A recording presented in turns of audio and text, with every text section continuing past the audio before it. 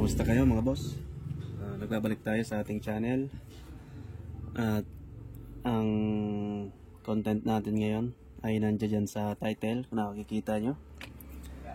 Sinakpan ko muna para medyo surprise ang ating unboxing.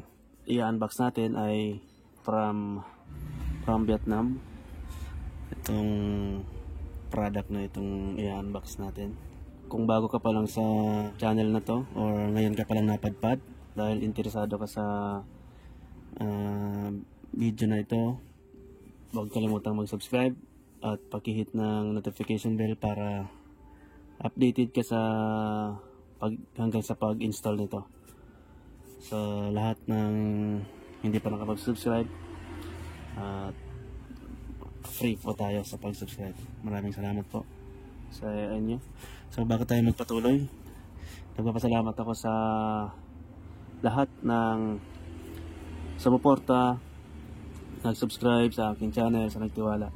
Maraming salamat po sa inyo dahil umabot na tayo ng 17,500 subscribers sa loob ng 2 taon. So, maraming salamat po sa lahat ng sumusuporta at sa mga susuporta pa. Kagaya mong nanonood ngayon na hindi ka pa nag-subscribe, maraming salamat sa iyong pag-subscribe. So bago natin magpatuloy, isa-shoutout muna tayo sa mga ating subscribers na taga dyan sa Mindanao, kay Red Moto, kay Bisayang Dako, kay Allen Nepomuceno, and kay Sir Joji TV. Pasupport naman daw, sabi ni Sir Joji sa kanya ng YouTube channel. Kay For Herbert sa Sir, and kay Jekon Motorride. Ayun.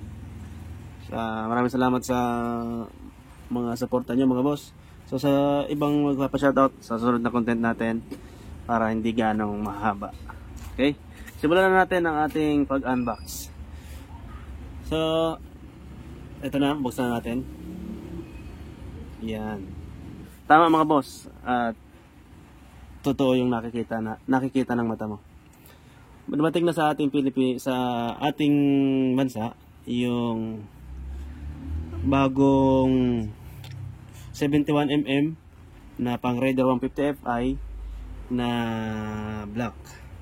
Ito yung makikita natin sa pangalan pa lang is Vietnam, no? May mga konting design gaya nito.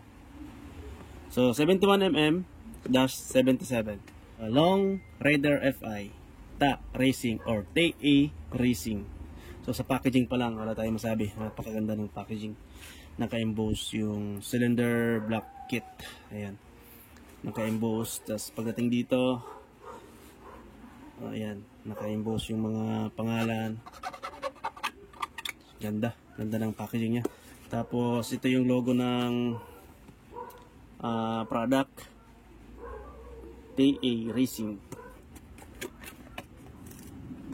So sa pagbubuka, sa unang bukas ay makikita natin kaagad ang cylinder gasket.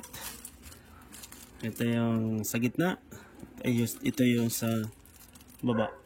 Ayan, box. Tapos pangalawa, ito na yung pinaka, yan, then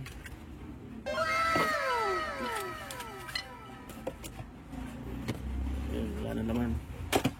So ito na yung ating black cylinder. Nako, mukhang may kakaiba dito. Tuloy na natin. So maganda talaga ang pagkakabalot, naka yung piston ring. So nakita natin dito ay RI key piston ring set. Yan, nakasil pa to.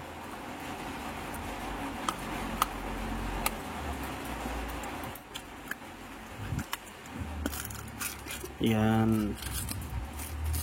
Okay, check natin kung kompleto. Ayan, kompleto.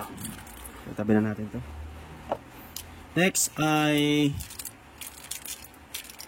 piston pin. piston clip, dalawa. Kailangan natin itong plastic. Yan. Andito yung piston sa loob. Yan.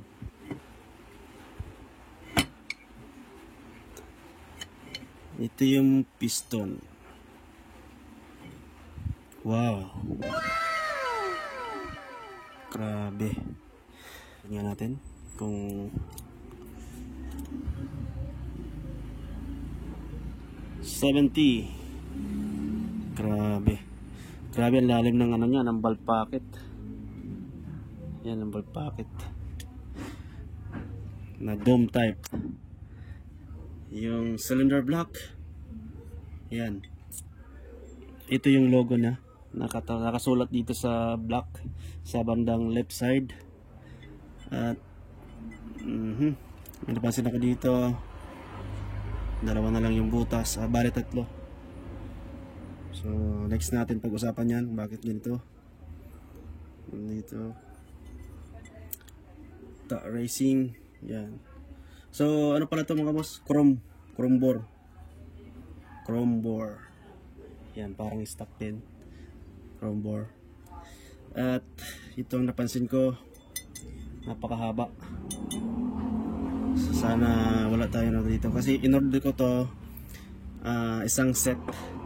Ang sabi ko doon ay plug and play. So subukan natin to kung magiging plug and play nga ito. So ano natin muna to. Ang content natin ngayon ay unboxing. So update ko kayo sa susunod natin video kung paano natin yan gagawin. So isang set ang kinuha ko, 71mm na black, and kumuha na rin ako ng syempre ng pang-upgrade natin sa cylinder head. So ayan, nakuha ko ta racing din 23, 26. Yan yung valvula natin, ta racing. So ayan, unbox din natin to. Bubuksan ko rin para sa inyo. Yan. So ito yung intake.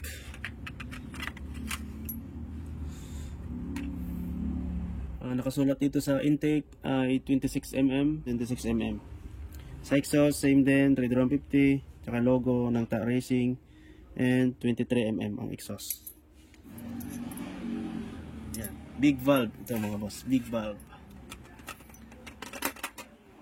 At sunod natin itong connecting rod. So kinuha kong size ay standard size ng connecting rod. Sing haba ito ng stock natin na connecting rod. So ang brand niya ay CNC Raider 150. Yan yung nakasulat sa box. CNC Raider. Yan, ito yung laman sa loob. Connecting rod.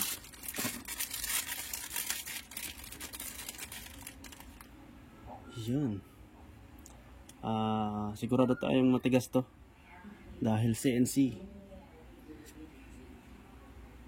So yung mga price nito mga boss, sasabihin natin na sa susunod na video mga presyo nito. Kasi ginawan ko lang to ng unboxing para makita nyo. Yan ang nakasulat. Saka itong crank pin. Yan. Ayun ang butas, dalawa. Next, camshaft. Ta racing camshaft. Nawala na yung cover nya, yung pinaka background nya. Hindi na isama sa shipping. Dash 2, ayun o. S2. So stage 2 siguro ito. So ito yung sukatin nya natin. Yung valve lift nya, ay yung cam lift ng camshaft nito. So yung pinakamaliit nya, ay 27.7.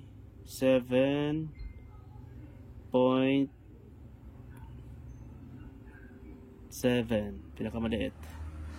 Yung height ng cam lobe ay 35 sarado. Yan. Sa exhaust, so ito naman sa intake 28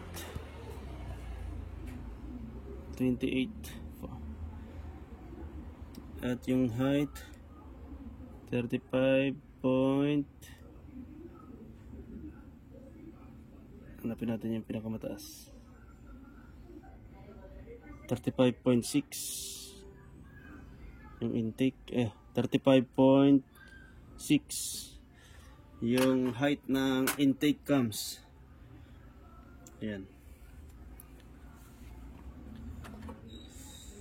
racing cam shaft. And last na in order ko ay injector. Yung injector na to kasi nakaset ito sa 71mm itong injector. So ang injector na to ay 12 holes, 200cc. Ayan, pang racing talaga siya ginagamit. Nakalagay dito, ito pala sa kabila. Ayan, Raider 150 Fi Ta Racing 200cc, yun. Ayan, so 200cc yung ano nito, volume. So yung 10 holes naman, ang volume naman nun ay 190cc yung 10 holes na pang JSX. So ito pang racing ginagamit, 12 holes. So kakaiba siya, yung 10 holes ay green, yung 4 holes naman ay brown, ito naman ay red. So nakita natin dito, napakaliit ang butas, halos di makita. Yan, napakaliit yung butas nito, 12. Makikita mo lang sa microscope yung butas, napakaliit, pinong-pino. So susubukan natin to dun sa machine natin, sa FI machine, para pasiritin natin kung maganda ba yung buga nito ng gasolina, maganda ba yung spray kumpara sa 10 holes. Kukumpare natin yan. Abangan nyo sa susunod nating vlog itong comparison. So ayun lang naman, ang kulang na lang dito ay throttle body na 40mm at ECU. So meron din na ako ng order doon sa ibang bansa dahil meron naman tayong makukuhanan dito sa Philippines. So yun lang ang in-unbox natin ngayon, at sana panoorin nyo hanggang sa susunod na episode ang pag-install nito, ano ba ang kakalabasan, sasabog ba o ano. So dito lang ako nagiging curious kasi ang sabi ni supplier ay plug and play. So ito ay curious talaga ako dito. Kailangan siguro natin dito mag base gasket kasi napakataas talaga nito, promise. 45.8 ang height, tatama ito sa camshaft. Yung stock natin ay, yung stock natin na height nito ay nasa 34.5 lang ang pinaka height nito. Abangan nyo sa susunod nating vlog na kung anong gagawin natin dito dahil masyadong mataas. Ayan, hanggang dito lang muna mga boss, at maraming salamat po sa inyong panonood ngayon. Maraming salamat po.